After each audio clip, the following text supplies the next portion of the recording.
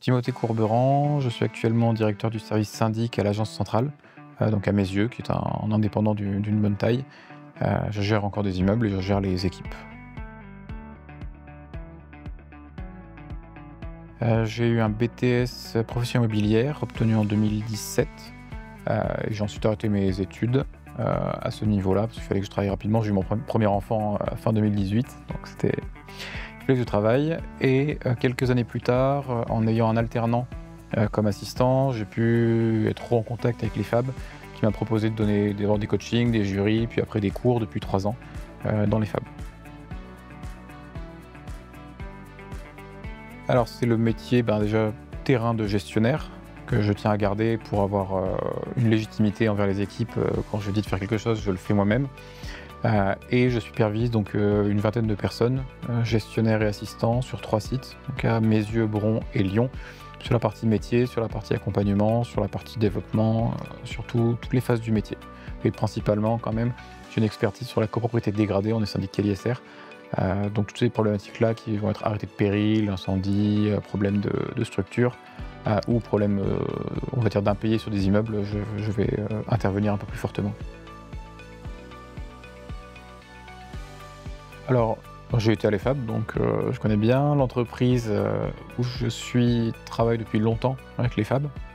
Donc on prend majoritairement de l'EFAB, on fait quelques infidélités avec d'autres écoles sur du cas précis, mais sinon en général on travaille beaucoup avec les chargés de recrutement de l'EFAB, on se connaît, donc on fait des points réguliers pour voir nos besoins.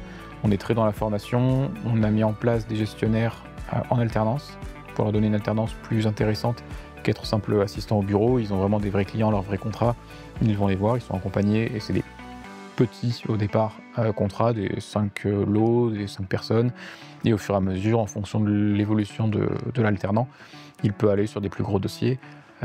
Notamment, on a une alternante qui est à l'EFAB, qui a un dossier de Mérule où il y a des travaux de structure pour quasiment 1 million d'euros.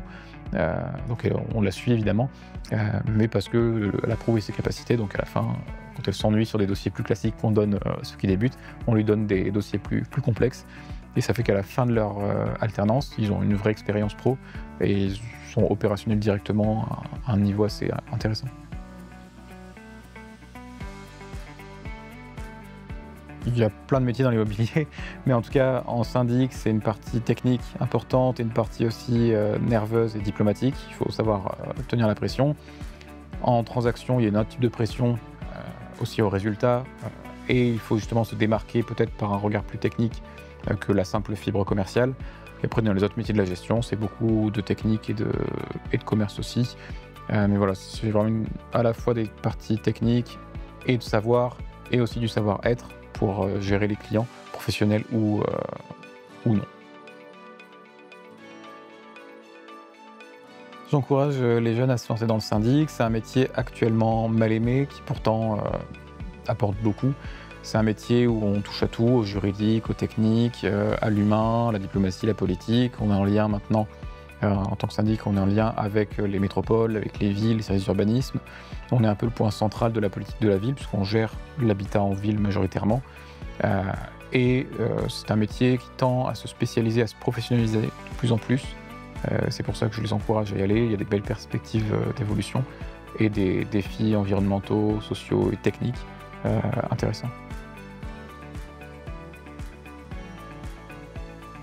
L'EFAB, c'est une structure ancienne et reconnue sur le domaine. Il y a un réseau énorme, dès qu'on croise en général des collègues, on leur parle de Sciences-U, ils y sont tous passés à un moment. Donc pour le réseau et la qualité de la formation, c'est quand même une très bonne école.